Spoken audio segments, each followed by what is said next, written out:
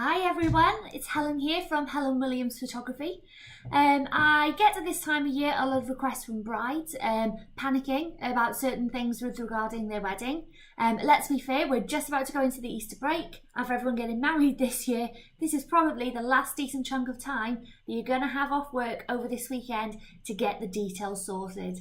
So for many of my brides, they booked their wedding maybe a year and a half ago, maybe even 2 years ago. They went to their suppliers, they booked them, they know they're having a wedding, we've had a really exciting period of time, and now we're coming to summer, and although everything's booked, it's time to start worrying a little bit more about how the day itself is going to run. Regarding timings, what time are your hair and makeup team arriving? Have you sorted all the cars? If there's children present in the morning, who's going to be taking care of them while you're getting ready, etc.? There's just a lot of last minute details now that need to start being ironed out, both within your family and arranging all that, and with your wedding suppliers. So I'm going to put together over the next few days a few videos which will run through some top tips for making sure that during this wedding crazy bit that you've got your stuff together and that you don't panic. You really should be enjoying these last few weeks before your summer wedding. So just take a little bit of time. Hopefully these tips will help you get things in order and bring a bit of perspective to a time that really you can lose your marbles just a little bit. Okay, so this first instalment is going to be all about planning your family formals. I'm going to do another video a little bit later that will tell you how I run family formals and how I put the list together. But for this first one, it's just 5 top tips for making sure that your family formals go really, really well. Okay, so the first one that I always say to my brides, stay away from wedding blogs. You might want to have a little look. It certainly is a basis for some inspiration, but sometimes they're a little bit crazy. And where you could be done with maybe 8 family formals, these wedding blogs will be like, make sure you have your photo taken with the candy cart, and they're just a little bit OTT. So if you really do want to read them, please do, but don't follow every letter, especially from a photographer's point of view. It's not very easy for us when we're dictated to on a list of certain things that we would usually photograph anyway, and it can really restrict our creativity if we're literally stood there with a list of 50 photos that you want during the day. It's usually much better for us to be able to capture the day as it goes along, and literally not be glued constantly looking at this list thinking, have I got everything? But that's going a little bit off topic there. Just bring it back to the family formals. So first of all, like I say, stay away from wedding blogs. Or if you do have a little look through, take it all with a pinch of salt, because generally a lot of them will give you a huge list of photos. And family formals generally can be one of the most stressful times of the day. The more you've got written down, the more likelihood there is that someone's going to go to the bar, someone's going to go to their room. Things aren't going to go to plan, and it's just really going to cause you a little bit of extra stress that you didn't need to have on your wedding day. So if you're going to stay away from the blogs, how are you even going to get a list together? I always do a list for my couples. I know there's photographers who just rock up and know what they're doing and generally sort of go with the flow, or won't even do family formals altogether at all. Unless you ask them, they won't even broach the subject. But for myself, like I said, I do like to have an exact list. And the reason we like to do this is that we know exactly who's going to be in your photos. I'll know the names of everyone who's going to be in your photos. We'll know exactly what order we're going in. And essentially, it makes the day much, much easier. I always get a little bit dumbfounded sometimes with the amount of people who come to me who've been referred. When I say, who recommended me? And often it's brides and grooms, but the amount of wedding guests who actually recommend me to is astonishing. And the feedback that I tend to get from brides who come to me from wedding guests was she was just amazing with the groups. Really quick with the family formals. She's fun to work with. She gets everyone in order, and it's done seamlessly. And one of the main things that not brides and grooms, wedding guests on the day will come to me and they want to have a bit of a chat or a moan. And if they complain about other wedding photographers, it's usually, they weren't assertive enough, they couldn't get everyone together, nobody was listening, or they took forever doing the family formals when everybody just wanted to have a drink, etc. So in terms of your guest enjoyment of the day as well, it's really important that we've got that really down and sort of organised as well. So I would say, if you can, make a list with your photographer. ask them for help as well. You know, we do these things day in, day out. And with some of you might having a little bit more complex families with, say, obviously maybe people who've deceased, and then you've got people who've remarried, family feuds, people who don't talk to each other. Just have that conversation with your photographer, because they will know the best ways to deal with that and make sure that it goes really smoothly. I know from a lot of my photographer friends, they will have a maximum number that they'll try to get everyone to prescribe to.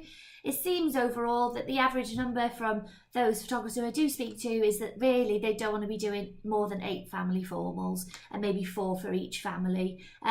Obviously, today, as I mentioned earlier, families aren't necessarily, it's quite difficult to find what someone might have classed years ago as a traditional family. We do often have step parents, step siblings, etc. There may be parents who don't talk to each other anymore, and there may be occasions where we couldn't just do, say, just the bride's family. You would need to do bride's mum's side of the family, bride's dad's side of the family. So although 8 obviously is a recommended maximum, there are instances where we need to do just a few more to keep the peace on the day. I really would advise literally no more than 15. Each of these images can easily take, or each group can take, about 3 minutes. By the time we get everyone into position, get everyone looking at the camera, particularly if we've got elderly people who may be in wheelchairs or can't move as quickly. So really, if you're doing 15, even if we did them 2 minutes a shot, that's 30 minutes taken up of your drinks reception. So you need to balance as well, considering we'll still want to do bridal party, maybe some photos of you guys.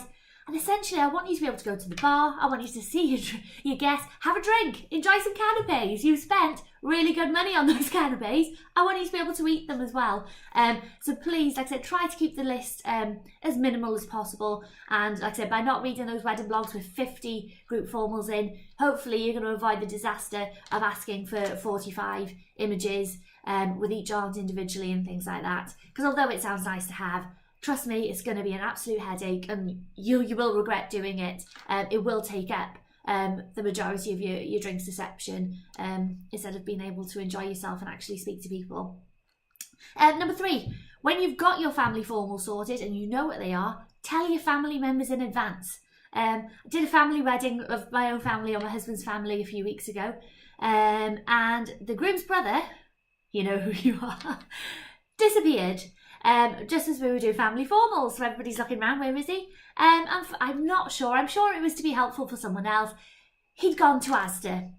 So here I was with a list of family formals, with him being the groom's brother. He was in quite a few of those, being immediate family, and we couldn't do those immediately because we had to wait for him to come back from the supermarket. So we appreciate that. I'm sure that was a really important job for you at the moment, and you were helping someone. But maybe we could have sent someone, a friend or someone who wasn't in those family formals, to do a random supermarket one. So please let your family members know in advance. It takes away any confusion of if they're in photos or not. And then if you could let them know when you've spoken to your photographer what time of day you're looking to do those family formals, it means they're there, because we can easily lose them to checking into the hotel, nipping home to feed the dogs or let them out to go to the toilet. There's lots of different reasons somebody might sneak off during that point that you need to let them know that we need them then. So let them know in advance. Number 4, assign someone who knows the family members to help gather them. Okay. That family wedding I was talking about a few week ago, I think there were, might have been 180 guests. It was a big do. We're all in one room, everybody's chatting, it's really, really loud. As much as I can use my teacher voice, and I will, it does certainly help if I've got somebody assigned to me, or maybe even 2 people, maybe a bridesmaid and an usher, etc., who knows who the family members are, to be able to run to get them and generally help that run smoothly. So what I would advise as well is, when you've got that list, make sure those assigned people know in advance. I would choose someone with a big mouth, someone who's able to shout quite well, someone who's assertive, because quite often some family members might not even be that thrilled to be in the family photos and might need just a little bit of a push to get there. So yeah, try and find 1 or 2 people who know family members from both sides as well, to be able to gather them for that point and just let that run sort of really smoothly. And then finally, number 5, allow time. As I've originally said, you can easily take 3 minutes on each setup by the time, like I said, if we do have people in wheelchairs or someone who's not steady on their feet, to be able to bring them in, get them into position, bring them back out safely and have them return to their seat, etc. Plus people disappearing and generally trying to avoid the camera. If we allowed sort of 3 minutes per photo, like I said, you can easily take half an hour on family formals if you have that long list. So yeah, my advice is, it's your wedding day, family formals are important, but they're not the be all or the end all. Or when you do have those really long lists, that is when I do see some eye rolling or brides or grooms getting fed up because you stood there and you just want to go chat with your mates, but instead you're waiting for Auntie Jean because she's gone to the toilet or gone to check in, while everyone's twiddling their thumbs waiting for these to happen. So yeah, they are my 5 top tips. That took a little bit longer.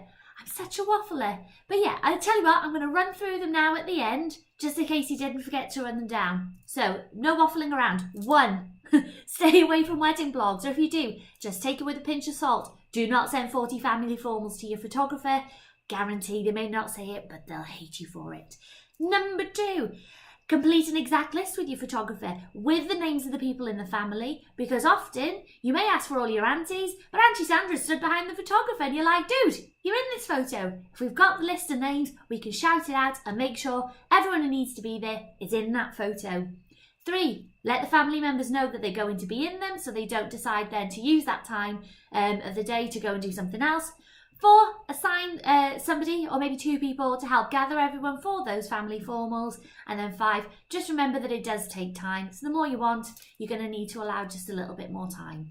Okay, so there's my 5 top tips. I hope it's been helpful for you, and I hope that you all enjoy your Easter, or if you're watching this at a later time, that this has been helpful with you to start planning those family formals in that part of the day.